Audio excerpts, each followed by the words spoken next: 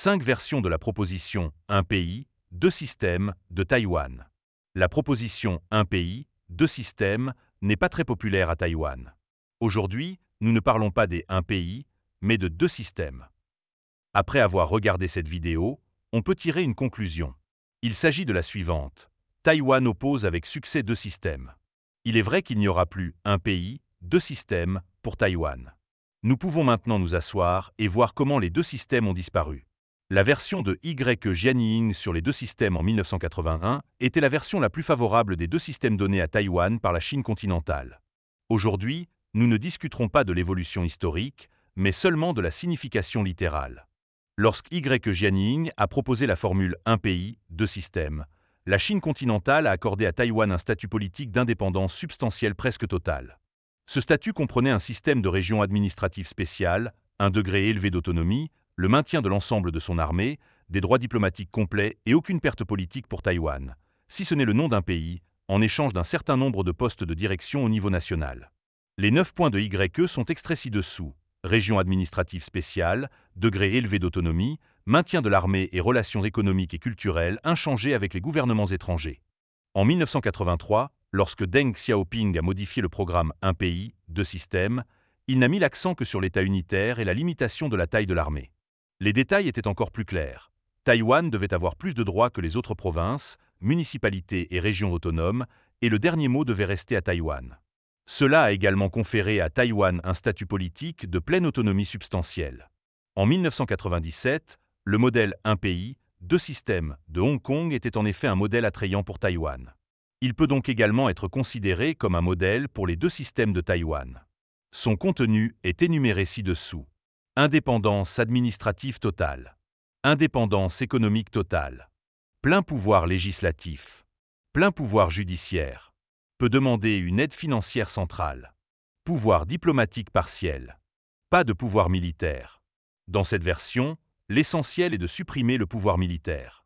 Toutefois, cela ne signifie pas que Taïwan perdra complètement son pouvoir militaire.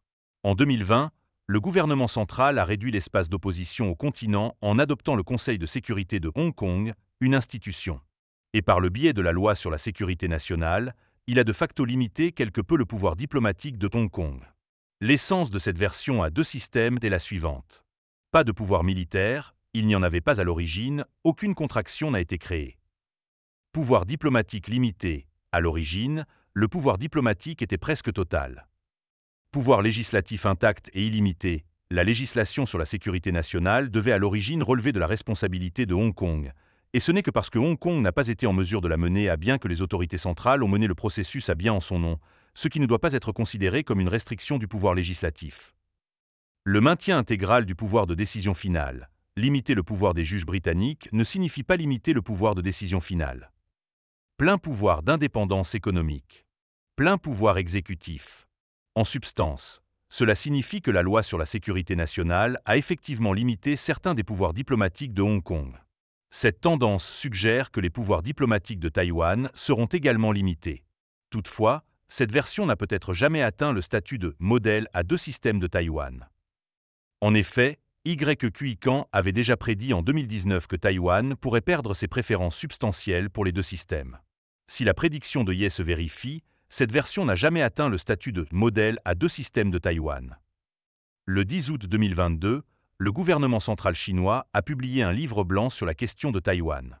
Ce livre blanc a officiellement mis fin au traitement préférentiel substantiel des deux systèmes pour Taïwan. Ses principaux points sont très succincts. Ils incluent le fait que Taïwan n'a pas de pouvoir militaire, pas de pouvoir diplomatique et que les hauts fonctionnaires de Taïwan doivent être soumis à la supervision du gouvernement central. En bref, Taïwan dispose toujours des deux systèmes nominaux, mais la signification substantielle a été complètement supprimée. Telle est la déclaration publique de Xi Jinping sur sa politique à l'égard de Taïwan. Xi Jinping ne peut pas revenir sur la position qu'il a déjà rendue publique. La marge de manœuvre pour laquelle Taïwan peut se battre a presque totalement disparu. Dans le même temps, avec cette édition du livre blanc, la Chine a clairement et publiquement annoncé la possibilité d'une confrontation armée avec les États-Unis.